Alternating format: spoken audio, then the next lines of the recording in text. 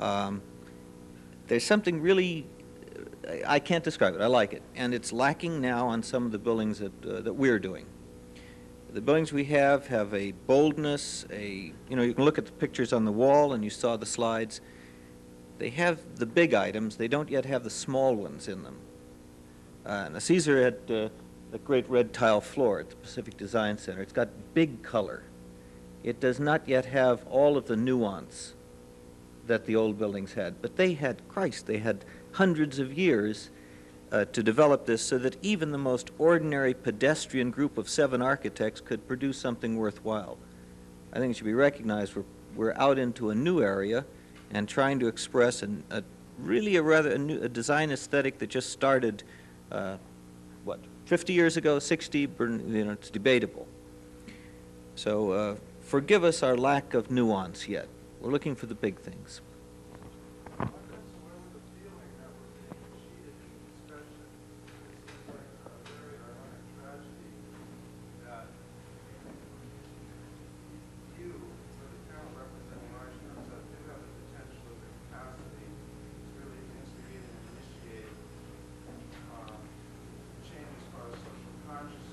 With conscience, bloody wrong.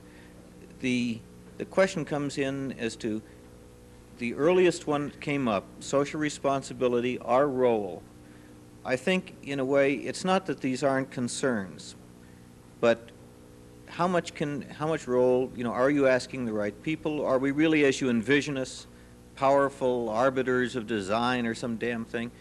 I think we're more analogous to family doctors, and you would be asking us questions about our participation in the healthcare delivery system to our whole society. We're more analogous to that, to a small medical group. Just a minute. Now, but back directly to your question, consider the architecture around the world. Ours is one general system. It's not the force of, as you might imagine, solely of, as you say, capitalism and those forces, because we find architects working in very similar veins in other countries with quite different systems. We work with Russian architects now on a project. One of the projects you saw up on the screen was from Moscow. And their restraints, their anguishes, their concerns are remarkably parallel with ours. I don't know if it's just the point in history that architects are at, but it seems not directly related to an economic system.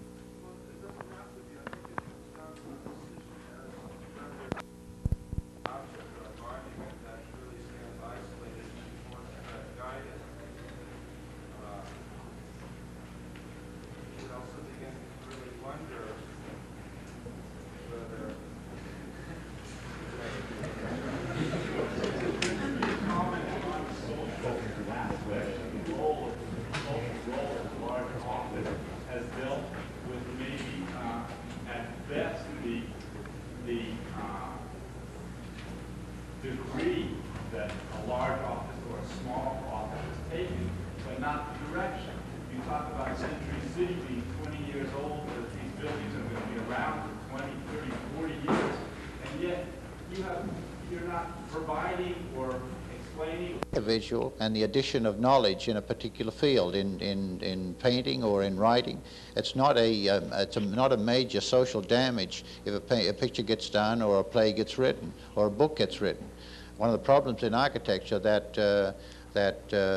by the specialized interest that an individual may have, one cannot have a choice, or the user cannot have a choice about whether he ignores it or not. It really gets built. But there are some insights that he has that are not comprehensive, but are useful to add to the knowledge of architecture. And that's a difficult choice to make, whether one in fact can see things that will that balance previous judgments, or and attempts to do a building expressing those additions, or one in fact continues with exactly the status quo. And it's, but I agree with you that an individual building is in general, especially modern buildings, are not comprehensive and are not consistent with uninformed evaluations by users. Even if a certain percentage of the people, by particular biases or needs, say that they like the building, One of the difficulties is that a large number of people who are not informed, with a variety of emotions, have to use it and participate in it and pass by it. And it's a very difficult problem.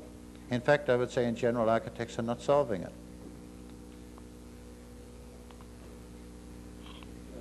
I'd like to speak a little bit to the subject of this social responsibility and the large firms' responsibility in that. And I'm worried about it. I think we all are concerned about it. The question is what to do about it. And I don't believe that the answer is for Chuck Luckman to go off and talk to Senator Cranston about it, or for Cesar to go off and talk to somebody else. I think the answer is that to focus all of these concerns through the best channel we've got for lobbying for social concerns, and that it happens to be our professional organization known as the AIA. And I think if there's a weakness in our profession, it is perhaps in the ability of the AIA to make itself known as a real solid social force. I think we've got a better shot through that as a collective group than we do each one of us individually going off trying to do our number.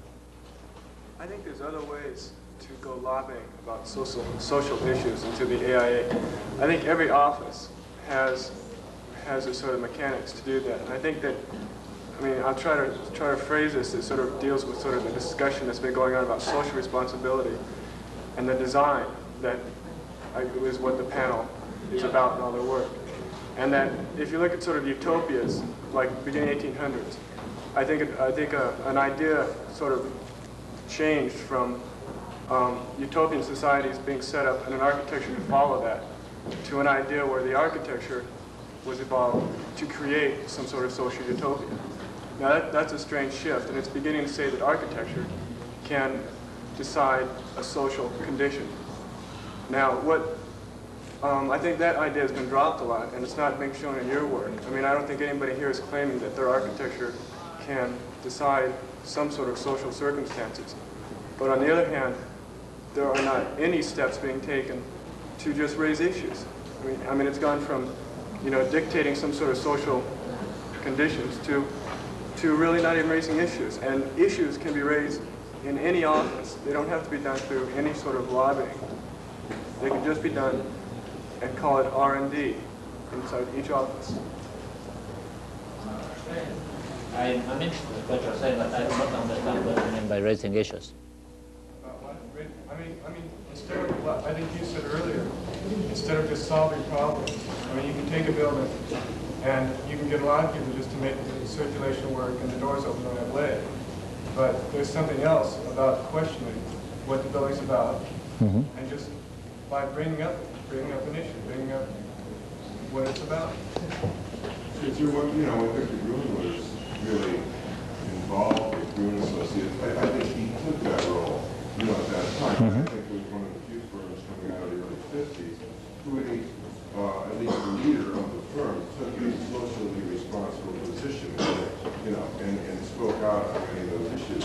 And that, that doesn't occur in any of the firms today as it did at that time. No, I think,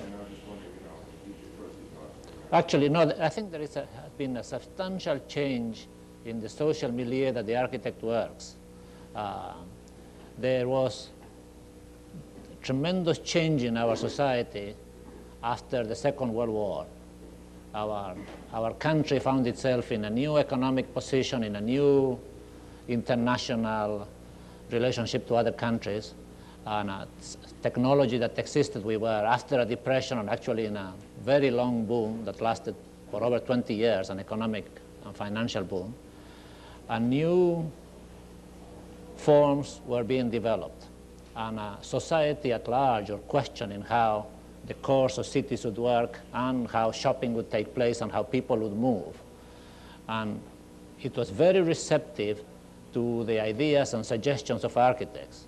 And great number of, so therefore, the architects who were concerned with those kind of issues and who put a fair amount of their time and energies into trying to change certain forms at the planning level or at the architectural level, there were sufficient rewards, there were enough times they were heard and those things were implemented partially or in total, that this was encouraged to be continued.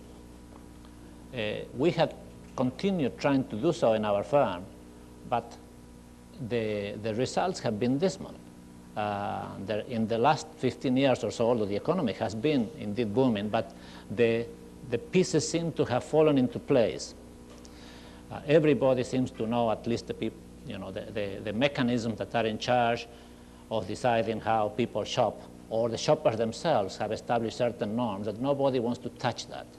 The suburban shopping center, which was a very good thing in the 50s and today is a questionable monster, nobody wants to touch it because it functions very well, it's very successful economically, and people go there.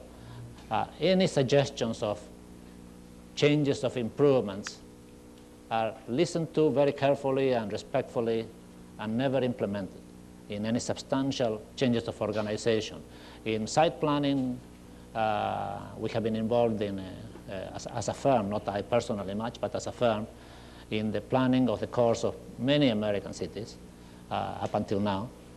And again, when proposals were made in the 50s, they were listened and they would give it a try to be implemented. Today, beyond polite listening to your ideas, nothing goes ahead.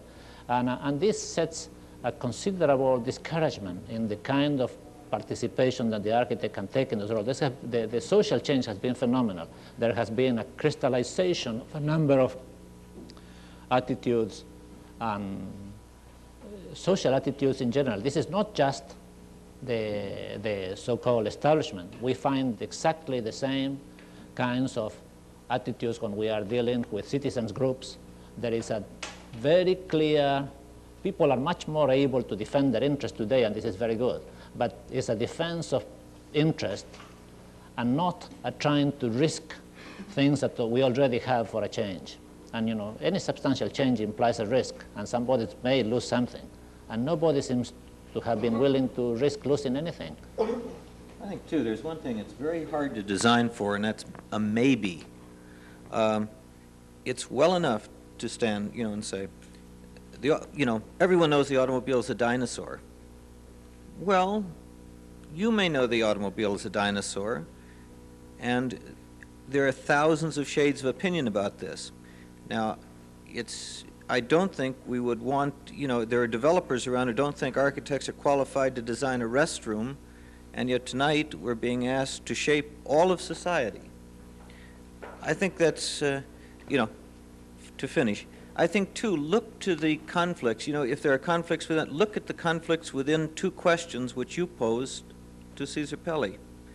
In one case, you asked why we couldn't preserve Robertson Boulevard, spread out over several miles, where people circulate. The feeling of Robertson Boulevard. But, well, the feeling of Robertson Boulevard, all of those shops, when you spread them out, they cover several miles, and people circulate around there, and as dinosaurs. Now, Cesar turns around and produces a building which collects all of those things so you can go up and down escalators and you don't need a car.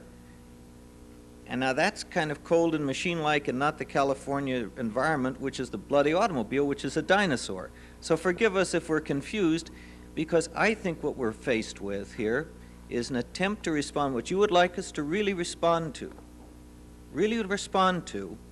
is to come up with a perfectly functioning experimental model where the urinals and the sinks are all working properly, everything is perfect, based on some rather vaguely formed, generalized notion of what society should be. I think if you design your buildings so that they reflect the fact that California most of the year round is a very nice place to live. You don't need air conditioning and heat it to death.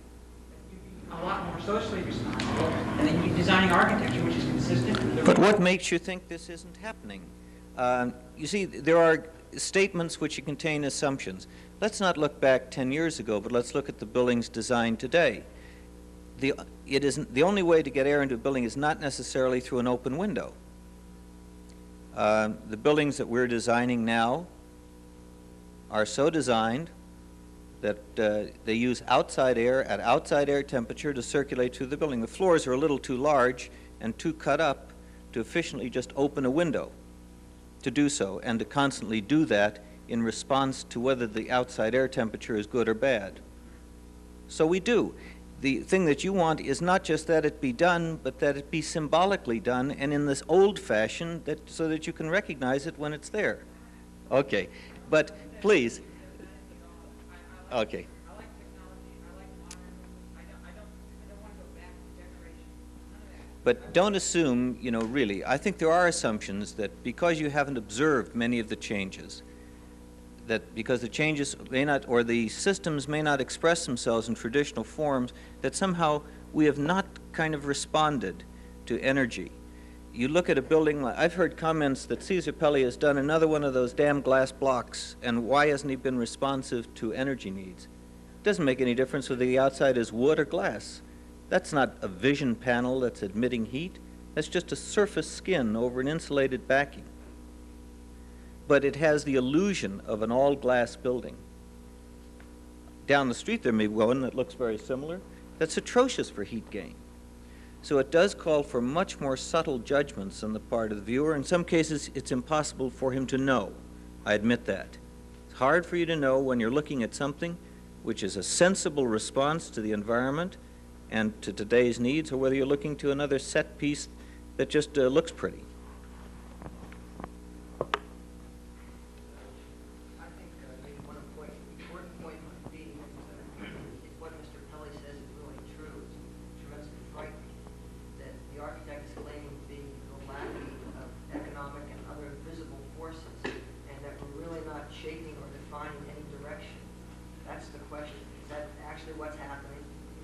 Not completely. I do believe that there are very strong social forces that translate themselves into dollars and cents, which are, you know, dollars, money is nothing but one way of storing social energy. And when those social energies are devoted to one thing and not another, society makes a decision. And it's through its entrusted persons, in whichever way a society determines who is entrusted, a bureaucracy or an entrepreneur or a government system or whatever. And it makes no difference if it's capitalistic or socialistic or whatever. And I do believe that architecture has flourished when those two things worked in conjunction. There is no historical record whatsoever of any real contributions in architecture in opposition to those forces. You know, those two things have had to work together. Oh yes, this is what I said before. I do believe that the function of the architect is to whatever level the architect participates, is to, those forces are not pinpointed. You know, it's like a water flowing on a slight incline. And if one works with that incline, the water can be carried one way or another. But to try to push it up the incline, it's not only foolish, but whenever attempts at that had been, you know, somebody has convinced society that pushing water uphill was good to do, it has by and large proved to be a great failure. There is no excuse. For what? Oh, I think this is very important. Within to me, and this is very personal, you know, I know that many other architects will disagree. This is my very, the strongest possible contribution is within the direction that those forces already have. The architect is committed to, if you wish, a constructive role. Architecture has to be constructive. Has no other choice. An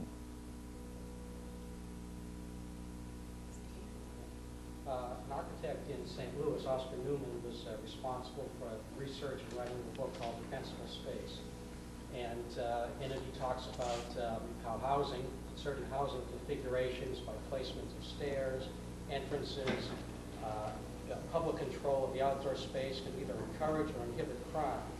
What impressed me most about that book was the opening chapter where he discusses one very real problem that he had, and that was when he was doing the research, convincing people government officials, people living in the dwelling units, that his work would have any meaning. That is, that the architecture of the building, the placement of the stairs, the placement of the doors, actually had any contribution at all to do with crime, either higher crime rates or lower crime rates.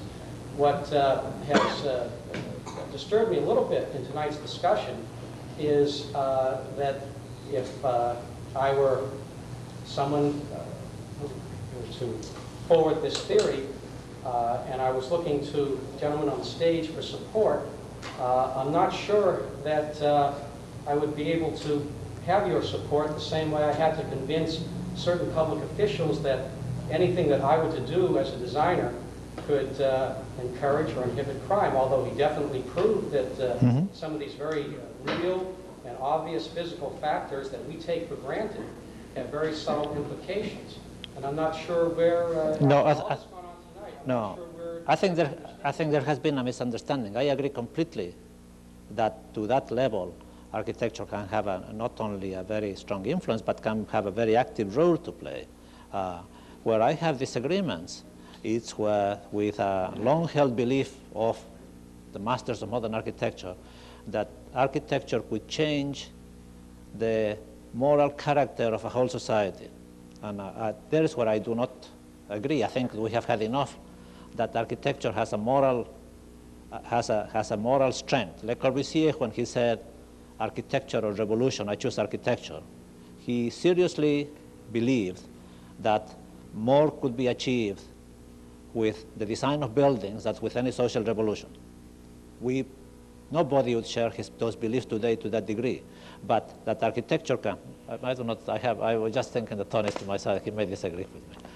But that architecture can provoke change to that degree or much greater, I would have no question whatsoever. I'd like to say something to Oscar Newman. I was in St. Louis when that research was done, and I think Oscar had very little to do with the actual research. But be that as it may, also the notion or the definition of defensible spaces came from a sociologist who was a visitor to Washington University from South America. Now, in many instances, you see, and even Roger Montgomery, who was a very socially conscious architect, even to the point where he doesn't design anything anymore for the last 20 years. Now, the thing was, it was a very loaded point of departure. Everybody in St. Louis, and I'll be very brief with this anecdote, understood that the Igo Pruitt housing project was a failure. Even when East Coast architects came to look, about this fantastic new breakthrough for, housing for the poor. Now, all of these social amenities, like the washing areas and where families were to come together, were a failure because of the people, as much as the defensible spaces or the provisions of those spaces. And it's very clear, and Oscar just chooses to ignore it, that you may have been better advised to design a population for that project, and not just a particular project which was based on, essentially middle-class values, and for different people that ended up occupying it, and with any kind of support facility which was indigenous to the economic and social needs of that population that it displaced. Now, they will admit in private, perhaps only, that architecture in that context, there are certain levels of contributions which I think we only touched on very briefly, that, some behavioral patterns architecture can encourage or discourage, but you cannot build out, crime out of, in the elevators. You cannot say because you have a defined space in front of your door, nobody's going to roll you when you come home. The chances are that they may be more selective and get you at the bottom instead of in front of your door, So, that whole, I tell you, it was quite clear, and we used to have to do that research, and I was in graduate school at the time, every semester, It's a very, it's typical, like the Granada building here, it's a typical problem. And there was a very successful low-rise building, serving people of similar economic and social composition close by, and everybody had a prejudice that that was actually, the proper solution. So I just want to dilute Oscar Newman's contribution to the profession. I think it's been a long evening after a long day's work for all of us. I would especially like to thank our panel, Tony Lumsden, Cesar Pelli, Lou Naorf, Dave Martin, who had to catch a 10:30 plane to New York tonight, Frank Dimster and Charles Canner for coming tonight and sharing in a very open and honest way a lot of concerns that we all share. And I thank you all for coming this evening. I invite you to join us for our next design forum on December 1st, which will feature a panel consisting of Charles Moore, Frank Gehry, Helmut Schulitz, Peter de Bretteville, and Glenn Small, looking at the future of architecture in Los Angeles. Thank you very much for coming.